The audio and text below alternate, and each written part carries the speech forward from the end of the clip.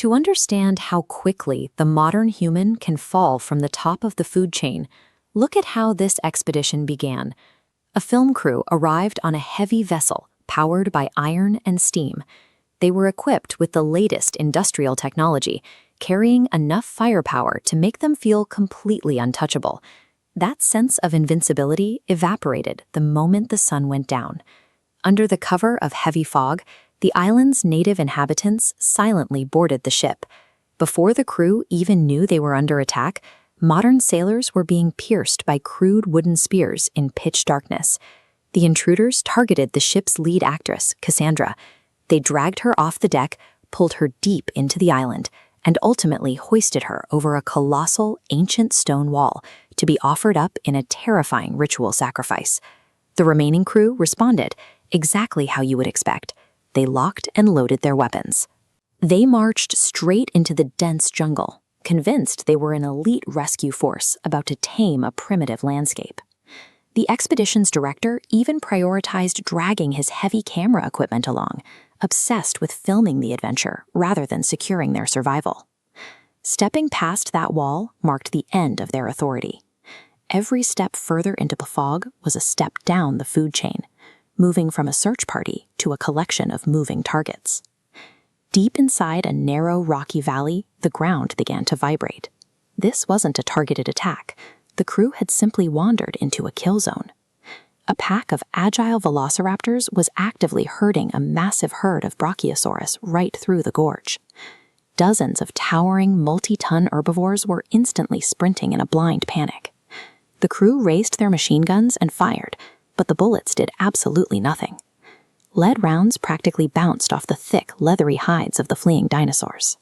The men were caught directly in the path of the stampede. Heavily armed sailors were crushed straight into the mud under massive reptilian feet. Others were casually bumped by the sheer bulk of the beasts and sent tumbling over the edges of steep cliffs. It was a pure, desperate scramble for the exit. The men sprinted alongside the very creatures crushing them, trying to find any crack in the rock wall to hide in. Human lives were a footnote in this ecosystem. They weren't the primary targets, just collateral damage in a larger predator's hunting ground. Emerging from that gorge, the survivors learned that modern ballistics are entirely irrelevant when facing the sheer, crushing mass of an untamed prehistoric food chain. Their path forward forced them into a flooded section of the jungle. To get across, the exhausted men lashed together fragile wooden rafts, sitting entirely exposed right above the murky, still water. Without warning, colossal prehistoric fish and aquatic crustaceans surged up from below. They slammed into the underside of the rafts, violently splintering the wood and tossing the heavy-laden men directly into the swamp. Panic set in immediately. The director grabbed a weapon and started firing blindly down into the water. Instead of killing the creatures, the gunfire only agitated them further, and the stray bullets shredded whatever floating debris the crew was clinging to. To stay alive, the ship's mate, Jack, shed his heavy gear and swam desperately for the shoreline, wedging himself deep inside a tangle of submerged tree roots. From that hiding spot, he could only watch as a massive shadow rose toward the surface, locked on to a struggling crewmate, and dragged him thrashing into the abyss. That swamp systematically neutralized the crew's last remaining advantage, their mobility. They couldn't run, and they couldn't fight. The terrain itself had become a hostile, inescapable trap. The absolute lowest point of their descent came when a massive fallen tree, serving as a bridge, was violently shaken loose.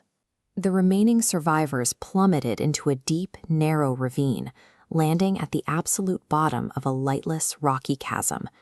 They lit their flares to assess the damage, but as fiery red light began to flicker and die, shadows around them started to move. The very walls of the canyon began to undulate. Thousands of giant crickets, massive scorpions, and flesh-eating centipedes were crawling out of the dark crevices. The men formed a tight circle and fired everything they had left, but you cannot shoot a swarm. As their magazines clicked empty, they were left swinging empty rifles and hunting knives against an endless tide of chitin and mandibles. Those who had sustained injuries in the fall couldn't even try to climb out. The swarm completely enveloped them. The men were forced to watch their friends being immobilized and consumed alive, piece by piece, right on the cavern floor.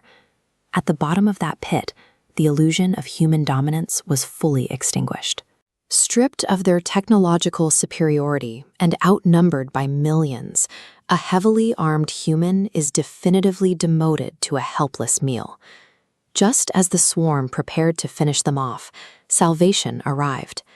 The ship's captain reached the ridge above the chasm. Firing heavy machine guns down into the pit, he shredded the insectoid swarm, allowing the few remaining survivors to claw their way out. But the moment they were safe, the expedition's director made a chilling calculation. He looked at the battered, bleeding remnants of his crew, and then he looked toward the jungle, at the island's apex predator, a giant ape known as Kong. He chose to delay the evacuation, deciding that capturing the beast would bring in a fortune that outweighed the immediate safety of his men. He weaponized his exhausted crew to lay a brutal trap. As the ape chased Cassandra toward the ruins, the men unleashed a coordinated ambush. They hurled bottles of highly concentrated knockout gas. Heavy iron grappling hooks were fired from harpoon guns, biting deep into Kong's flesh to anchor his limbs. They pinned down the disoriented animal under the weight of massive cargo nets. The director's choice to trap Kong ensured that the deaths in the chasm were just the down payment on a larger production. He was willing to risk the remaining crew for a single profitable frame. Several months later, the expedition returned to New York, and their captive was immediately put on display. Strapped into heavy steel chains on a massive Broadway stage, Kong was surrounded by theatrical lighting and dancing actors. He was paraded as a subdued trophy of modern man. The audience laughed, completely oblivious to the danger sitting right in front of them. The blinding explosions of flash photography from journalists agitated the ape. Realizing that the blonde woman tied to the prop altar wasn't Cassandra, Kong strained against the steel links until the metal finally shattered. The theater erupted into a stampede. Kong broke through the heavy doors and spilled out onto the streets of Manhattan. The towering skyscrapers and densely packed avenues quickly became a claustrophobic concrete maze. The ape was terrified, smashing through vehicles and throwing pedestrians aside, effectively reducing the pinnacle of human civilization back into a primal hunting ground. The giant ape was destroying infrastructure out of pure, frantic survival instinct. He was a frightened animal, desperately searching for a familiar face in an alien environment. The director, however, stood safely by, watching his financial empire collapse, a disaster he personally orchestrated and funded.